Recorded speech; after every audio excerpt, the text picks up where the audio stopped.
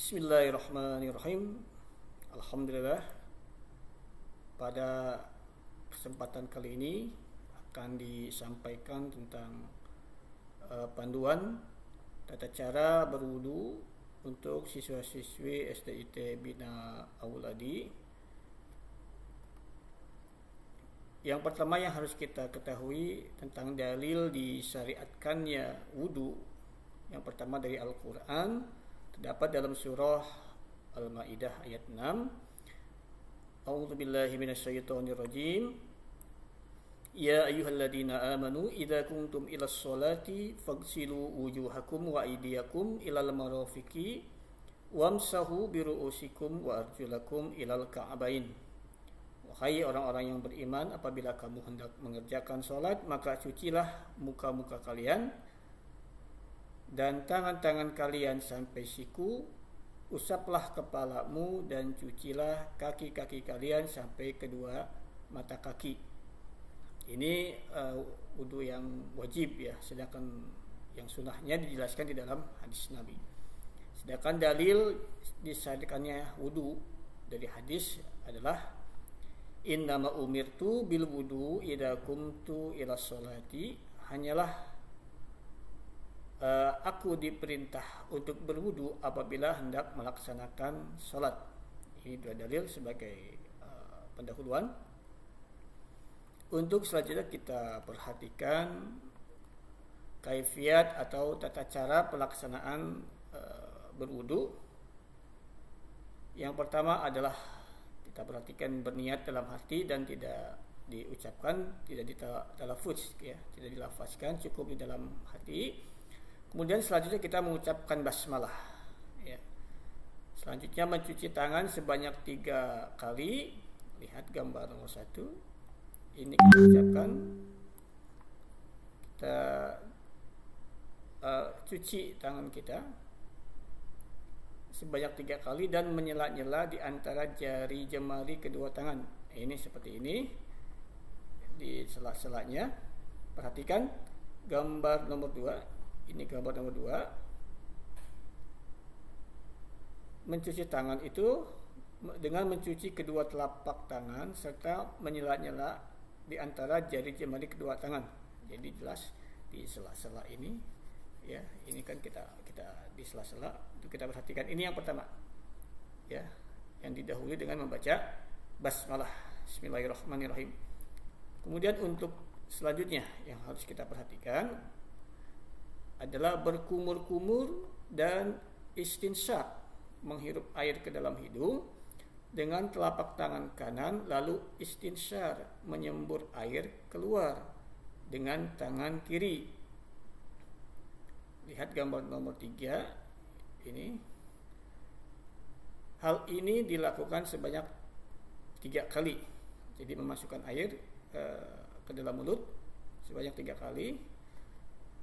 Di gambar nomor 4 ada catatan berkumur-kumurlah dengan sungguh-sungguh, yaitu menggerakkan air ke seluruh bagian dalam mulut. Demikian juga dengan istinsyaq, harus bersungguh-sungguh, yaitu dengan menghirup air hingga ke bagian dalam hidung, kecuali sedang saum, khawatir akan tertelan. Jadi kita ambil air ke mulut dengan tangan kanan, kita kumur-kumur sambil air dimasukkan ke dalam hidung, kita masukkan, kita berkumur-kumur, kemudian kita ditarik, kita kumur-kumur, kita tarik airnya itu, kemudian kita semburkan gitu ya. Kita kumur-kumur sambil tarik, nanti kita semburkan. Itu kita lakukan sebanyak 3 kali di dalam mencuci mulut. Jadi tidak asal ya, ada proses-proses bagaimana cara berkumur-kumur. Kemudian untuk selanjutnya kita perhatikan adalah membasuh muka sebanyak 3 kali. Nah, batasan muka adalah dari telinga satu ke telinga lain dan dari batasan tempat tumbuhnya rambut kepala di atas kening atau dahi hingga dagu. Nah, ini batasannya dari sini ya. Kalau kita ini wajah kita, ini batasannya nih. Dari sini sampai ini, sampai dagu kita, dari kening sampai atau ujung rambut sampai dagu. Kemudian kita perhatikan batasan muka yaitu dari pangkal tumbuhnya rambut atas sampai ujung dagu dan dari telinga kanan sampai telinga kiri. Jadi kalau kita lihat panjangnya nih dari sini, ini panjangnya tumbuh rambut sampai dagu. Ya, sedangkan lebarnya itu dari ini telinga yang satu, ya ujung telinga yang satu sampai yang selanjutnya. Jadi kalau kita ambil air, misalkan kemudian kita muka kita, gitu ya, di wajah kita, jadi semua dari sini, terus kita pasahkan sampai sini, gitu ya, sebanyak tiga kali, ya, sebanyak 3 kali kita lakukan untuk mencuci wajah kita. Kemudian yang selanjutnya yang perlu kita perhatikan adalah membasuh tangan kanan sebanyak 3 kali, lalu tangan kiri, jadi masing-masing 3. Jadi kanan 3 kali, kiri 3 kali, jangan kanan kiri ya. Jadi diproseskan kanan dulu 3 kali, kemudian tangan kiri 3 kali.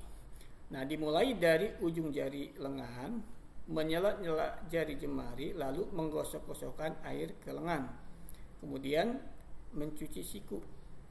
Demikian pula dengan tangan kiri. Lihat gambar nomor 7 ini ya. Atau dimulai dari siku hingga ke ujung jari ya. Kalau misalnya dari kerang misalnya boleh dari sini kita ambil ya, ujung jari jemari sampai sini. Ini harus sampai basah gitu ya, di sini harus tersiram. Jangan sampai sini, misalkan ini sampai sini ujung siku kita 3 kali ya.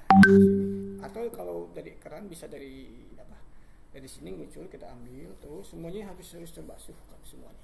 Sama yang kiri juga, ini sama yang kiri ya, semuanya harus terbasuh, jangan ininya saja, ini tidak, atau sampai di sini ininya tidak. Jadi semuanya harus dibasuh, harus cuci semuanya, ini harus terkena semua, jangan sampai ada yang terlewatkan, yaitu mencuci tangan. Kemudian selanjutnya adalah mengusap seluruh kepala, ini 1 kali.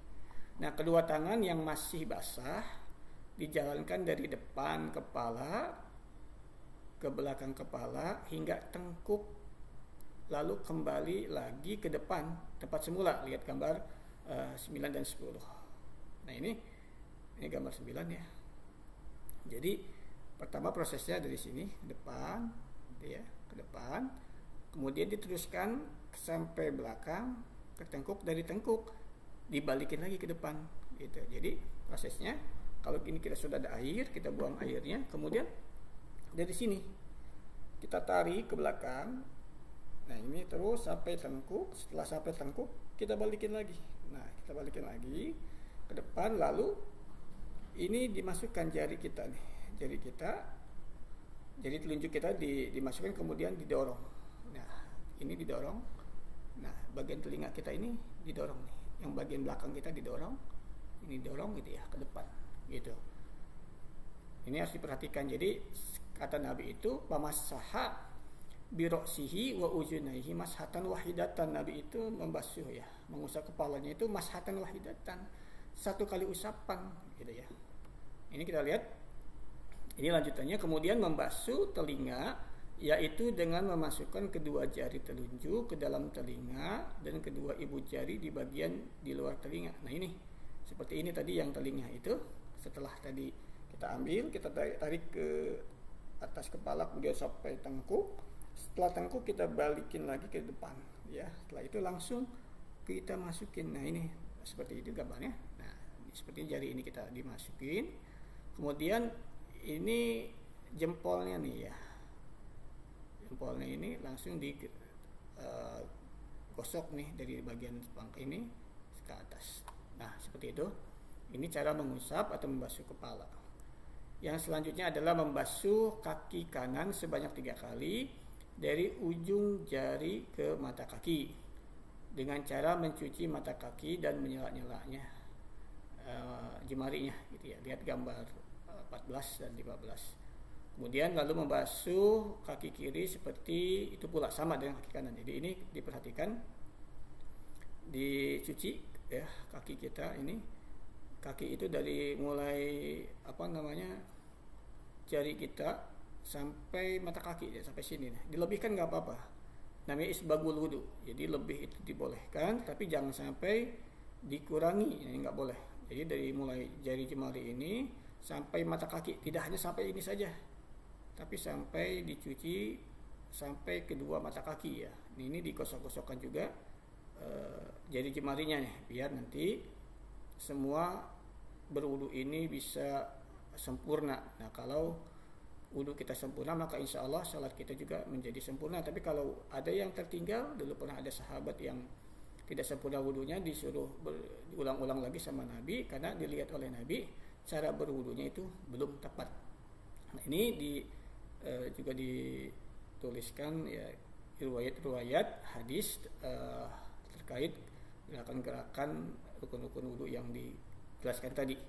Kemudian setelah kita selesai berwudu, kita mengucapkan doa atau syahadat, yaitu asyhadu an la ilaha illallah wahdahu la syarikalah wa asyhadu anna Muhammadan abduhu wa rasuluh. Nah, ini kita bacakan. Ini selesai, maka proses berwudu kita telah selesai. Ini sedikit panduan atau kaifiat tata cara berwudu, mudah-mudahan bisa dipahami khususnya bagi siswa-siswi yang baru, karena untuk melengkapi memperbaiki cara berwudu kita sesuai dengan sunnah Rasulullah SAW. Baik, terima kasih. Demikian tutorial atau panduan cara berwudu, semoga bermanfaat. Assalamualaikum warahmatullahi wabarakatuh.